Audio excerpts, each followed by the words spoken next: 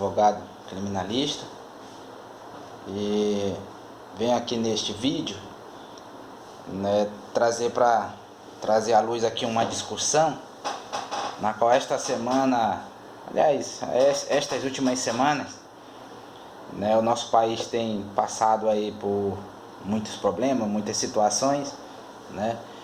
E o que ficou muito evidente nesses últimos tempos, além da pandemia, né, do coronavírus, foi as movimentações no campo político e jurídico, né, envolvendo os poderes da República, né, mais especificamente o Poder Judiciário, né, através do Supremo Tribunal Federal. E nesta semana levantaram uma hipótese, fizeram uma indagação aqui comigo, sobre a inconstitucionalidade e ilegalidade do inquérito que tramita perante o Supremo Tribunal Federal, presidido pelo ministro Alexandre de Moraes, na qual está investigando as fake news, né? Os crimes que estão por trás das fake news. E fazendo uma análise, né, da situação fática que foi proposta, eu trago aqui alguns comentários, quero trazer alguns comentários para que a gente possa desenvolver melhor essa ideia, né, da ilegalidade, se é ilegal, se não é, né, o inquérito que está tramitando lá no Supremo Tribunal. Pois bem, no nosso ordenamento jurídico, pátrio, né,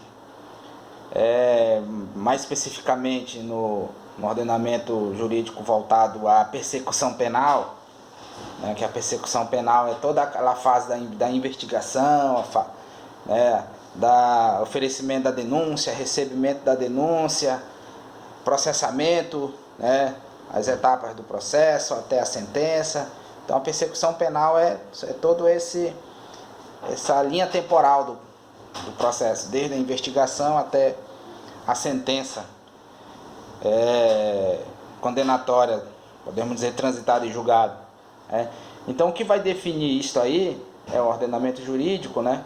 São as normas, a Constituição Federal e o Código de Processo Penal, que traz todo o regramento, como é que isso funciona.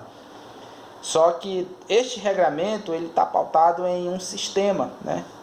Que o sistema nada mais do que é um conjunto de normas, as normas que vai reger isso aí. Então aqui eu trago dois sistemas processuais penais, que são os mais, podemos dizer, o mais conhecido e o mais discutido, que é o sistema inquisitório e o sistema acusatório. Eu vou falar aqui o que se trata do sistema inquisitório. O sistema inquisitório teve origem na Idade Média, né? Ele tem origem pautado na Santa Inquisição, da Igreja, na qual o sistema inquisitório ele reúne o acusador, o defensor e o julgador na mesma pessoa, no mesmo órgão, no mesmo ente, certo? É a mesma, quem vai julgar, quem vai acusar, quem vai defender e quem vai julgar no sistema inquisitório é a mesma pessoa, certo? Então, a gente via na história, na Santa Inquisição era assim, tinha lá o pessoal do Conselho da Inquisição, né, da Santa Inquisição, era eles que iam acusar, que iam defender e que iam julgar. Esse é o sistema acusatório, sistema inquisitório, desculpa. Já o sistema acusatório, já é o sistema já moderno, né, teve muita origem no direito francês e tal, já com a modernidade, é um sistema em que já define os atores, define as partes que vão atuar no processamento. Quem vai investigar, quem vai acusar, quem vai defender e quem vai julgar são atores distintos, certo? Então esse é o sistema acusatório. E trazendo a luz aqui para o nosso país, para o Brasil, a Constituição de 88, ele adotou o sistema acusatório, que tá, na Constituição Federal define quem é o órgão específico para acusar, quem é o órgão específico que vai julgar e quem é que pode defender. Tá? A Constituição Federal tem essa previsão. Lá o Ministério Público, o artigo 129, a Defensoria Pública, a Advocacia também tem a previsão constitucional para fazer a defesa, e também tem as pessoas, os atores específicos que podem promover uma defesa, e cabe a quem a julgar, e também ao Poder Judiciário a incumbência de julgar através de um juiz, de um magistrado. Né? Então, este é o sistema adotado no nosso país, certo? E a persecução penal, ela dá início com o inquérito policial, né? E, claro, o inquérito policial ele é dispensável. O acusador, o Ministério Público, que é o dono da lide, ele pode oferecer uma denúncia sem necessariamente ter o inquérito, mas o inquérito é a peça que vai embasar a acusação, né? A denúncia. Então ele se inicia o inquérito policial, né? O inquérito policial tem outros tipos de inquérito, mas estamos tratando aqui do inquérito policial. Ele inicia-se e tem previsão legal lá no Código de Processo Penal, lá no artigo 5º, que ele diz que pode ser instaurado de ofício pela autoridade policial, né? O policial, a ter conhecimento de uma notícia crime, ele de ofício ele vai instaurar um inquérito policial, ou a representação da autoridade judiciária, ou do Ministério Público, certo? Mas quem vai conduzir é o delegado de polícia, previsto na Constituição Federal e tudo mais. E aí, finalizando o inquérito, o juiz, ele recebe o inquérito, ele faz apenas o controle da legalidade, para ver se o inquérito ali está dentro da legalidade e tudo mais, e remete para o Ministério Público, quem vai oferecer a denúncia. Oferecendo a denúncia, o juiz recebe e dá início à ação penal. Então esse é o funcionamento do nosso sistema acusatório vigente aqui no Brasil. É assim que funciona, certo?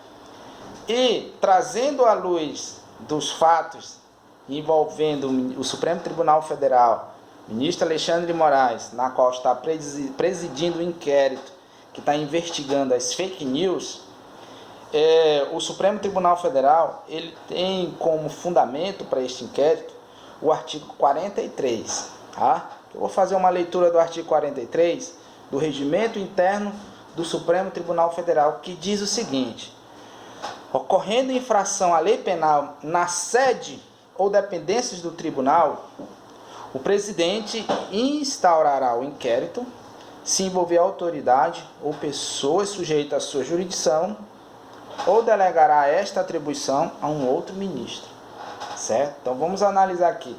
Este artigo 43, ele traz a previsão, né, que o presidente do tribunal, do Supremo Tribunal, ele pode instaurar um inquérito, certo? Que vai divergir com o artigo 5º do Código de Processo Penal. Vamos lá. Que lá diz que é de ofício pela autoridade policial ou a representação, né? Aqui não, está dizendo que ele vai instaurar de ofício um inquérito policial para apurar os fatos, aqui no artigo 43 do Regimento Interno, tá?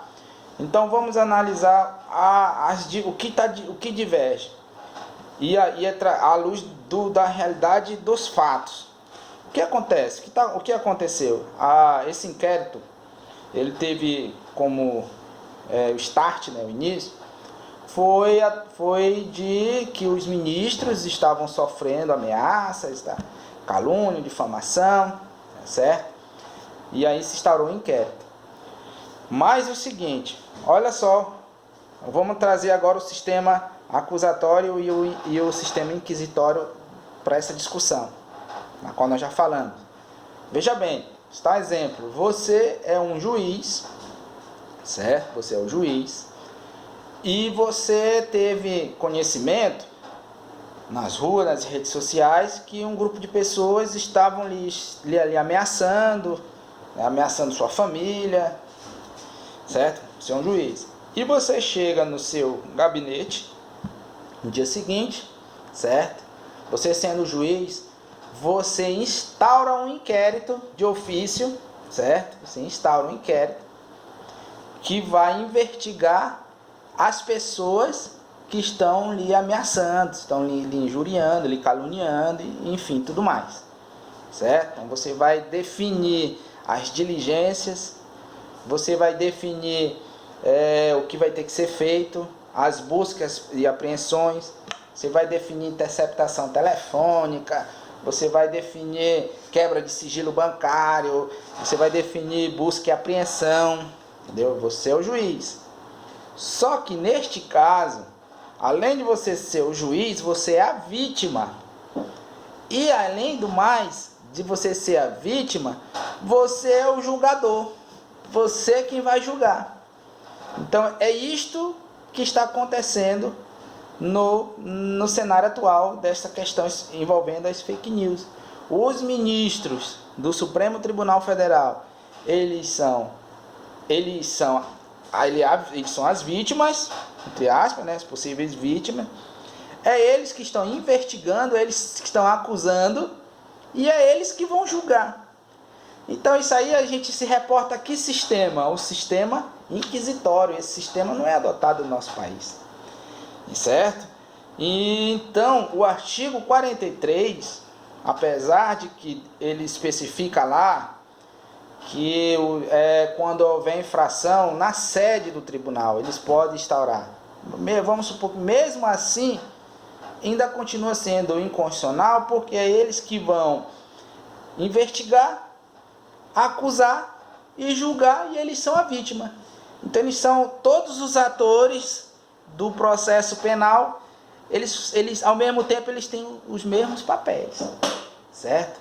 Então, o artigo 43 do Regimento Interno do Supremo Tribunal Federal, à luz da Constituição Federal, é inconstitucional, certo? É inconstitucional, ou se o regimento interno, não sei se esse regimento interno vigente ele é antes da Constituição ou não, senão ele não chega a ser nem ser recepcionado pela Constituição Federal. Então a gente conclui que esse inquérito ele é ilegal, certo? E ele é inconstitucional, não devendo prosseguir com essas investigações, certo? Cabe quem? Cabe ao Ministério Público, através da Procuradoria-Geral da República, promover essa investigação para apurar esses fatos, certo? Não cabe ao Supremo Tribunal Federal instaurar um inquérito neste âmbito, certo? Então, à luz de todo esse regramento que nós temos aí, até porque o sistema acusatório, o juiz ele é imparcial, ele tem que ser imparcial. Na realidade ele tem o dever de ser imparcial, aliás, diferentemente do sistema inquisitório. Ou seja, no caso prático desse inquérito, os juízes ou o juiz ele já é parcial. Por que ele é parcial? Porque ele é a vítima, certo? Então, com esta concluímos, né, diante dessa situação fática, que o inquérito das fake news que tramita perante o Supremo Tribunal Federal tem que ser arquivado, né, porque possui vícios de ilegalidade gritantes, certo? Vale ressaltar aqui que eu não estou fazendo análise política, tá? Não estou fazendo uma análise do cenário político envolvendo o governo, poder executivo, poder judiciário, não. Essa é uma análise estritamente jurídica, certo? Que no Código de Processo Penal tem todo o regramento que tem que ser seguido, a Constituição Federal, certo? Tem todo um regramento que tem que ser seguido, além do sistema que nós adotamos no nosso país, que é o sistema acusatório, certo? Então acho que deu para contribuir aí. Muito obrigado.